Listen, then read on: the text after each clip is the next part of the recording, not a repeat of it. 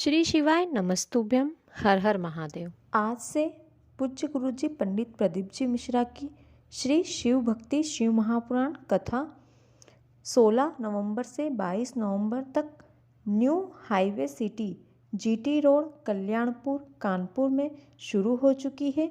आज कथा का दूसरा दिन था। यदि आप आज की कथा किसी कारणवश नहीं सुन पाए हैं तो वीडियो को अंत तक अवश्य देखें।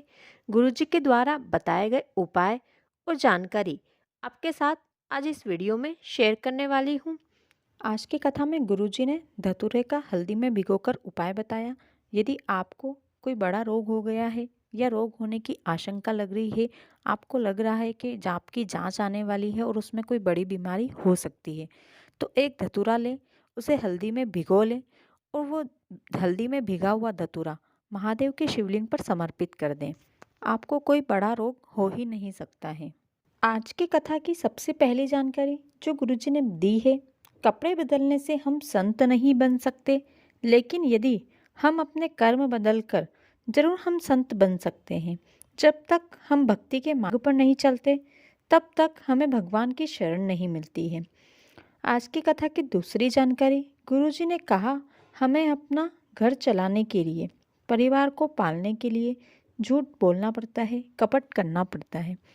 आप अपने परिवार के लिए ये सब करें, लेकिन उस कर्म को सही करने के लिए हमें शिवजी पर एक लोटा जल रोज जरूर चढ़ाना चाहिए।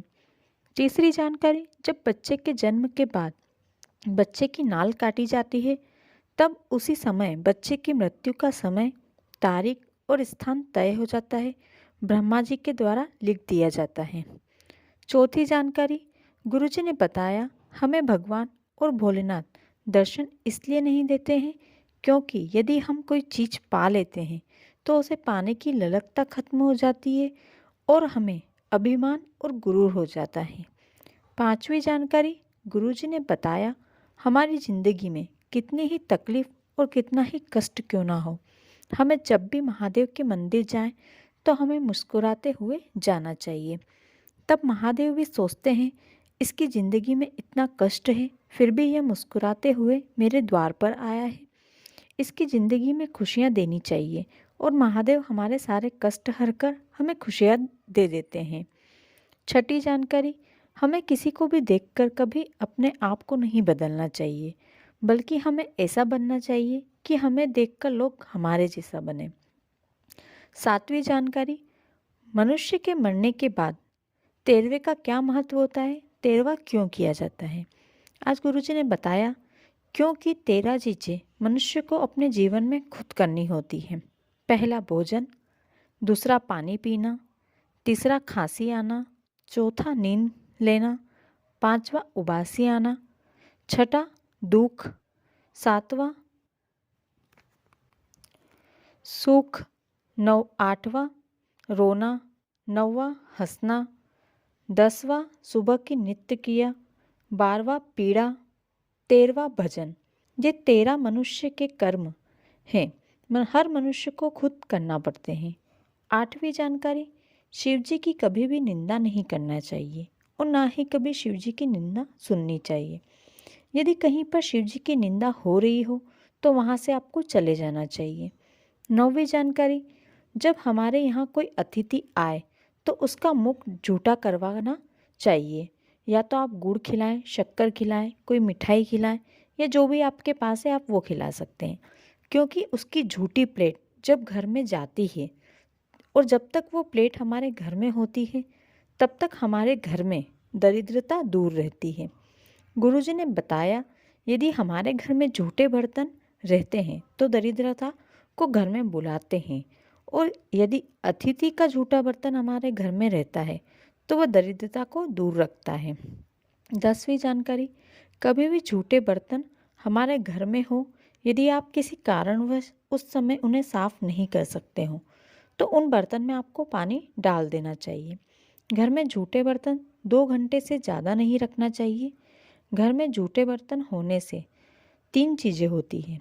पहला, घर में पैसा नहीं टिकता, दूसरा, घर में कोई न कोई बीमार रहता है, और तीसरा, घर में कलेश सदैव बना रहता है। आज की कथा की 11वीं जानकारी, यदि कभी किसी नदी में स्नान करने जाओ तो आपको बालू का शिवलिंग बनाकर उसी नदी के जल से उस शिवलिंग का 5 बार श्री शिवाय नमस्तुभ्यम बोलते हुए अभिषेक करना चाहिए। यदि आपके पास कोई सामग्री नहीं है तो आप केवल नदी के जल से ही अभिषेक कर दें और वापस उस शिवलिंग को नदी में विसर्जित कर दें। आज की कथा की 12वीं जानकारी। यदि किसी के शरीर में कोई रोग हो गया हो या होने की आशंका है तो महीने में एक बार धतूरे को हल्दी में भिगोकर शिवलिंग पर चढ़ाना चाहिए। इससे कभी कोई बड़ी बीमारी, बड़ा रोग हमारे शरीर में नहीं होता है। आज की कथा के कुछ पत्र हैं। पहला पत्र एक बच्चे ने लिखा है। उसमें लिखता है, गुरुजी मैं 2.5 साल से आपकी कथा सुन रहा हूँ। मैं कॉलेज में हूँ, मुझे बार बार सप्ली आ जाती थी, मैं पास नहीं हो पा रहा था। फिर मैंने आपका बेलपत्री पर शहद लगाकर शिवजी को समर्पित करने वाला उपाय अपनी एग्ज़ाम देने से पहले किया। अपनी तरफ से पढ़ाई भी पूरी की और गुरुजी आज मेरे सारे सब्जेक्ट क्लियर हो गए हैं, मैं पास हो गया हूँ।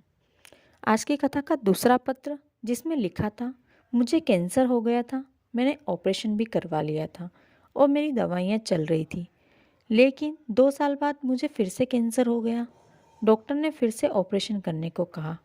फिर मैंने अपने घर पर बताया, घर वाले भी सभी परेशान हो गए। तब मेरे एक परिचित ने मुझे आपकी कथा और कुबेरेश्वर धाम के रुद्राक्ष के बारे में बताया। मैं कुबेरेश्वर धाम पहुंचा, तब वहां कथा चल रही थी। मैंने वहां बैठकर कथा सुनी और महादेव से प्रार्थना की कि जब मैं यहाँ से जाऊं तो मेरे कैंसर ठीक हो जाना चाहिए, उसकी गठान नहीं रहनी चाहिए। और रुद्राक्ष के लिए मैंने काफ़ी कोशिश की, लेकिन रुद्राक्ष नहीं मिल पाया। तो वहाँ से एक कंकर उठाकर साथ ले आया और उस कंकर को जल में डालकर वो जल महादेव को चढ़ाने लगा और झेलकर पीने लगा। उसके बाद जांच करवाई तो डॉक्टर ने बताया आपकी कैंसर की गठान गल चुकी है। आज की कथा का तीसरा पत्र जिसमें लिखा था, मेरी माँ को पिछले 10 साल से कैंसर था, जिसकी वजह से उनके पीछे की हड्डी गलने लगी थी। डॉक्टर ने ऑपरेशन की कह दिया था। तब मुझे आपकी शिव महापुराण की कथा के बारे में पता चला। तब जल चढ़ाकर और बेलपत्र चढ़ाकर, झेला हुआ जल और चढ़ी हुई बेलपत्र लाकर मैं माँ को देने लगी। फिर जब जांच करवाई तो डॉक्टर ने कहा इन्हें ऑपरेशन की ज़रूरत नहीं है, इनके कैंसर की गठान धीरे धीरे गलने लगी है।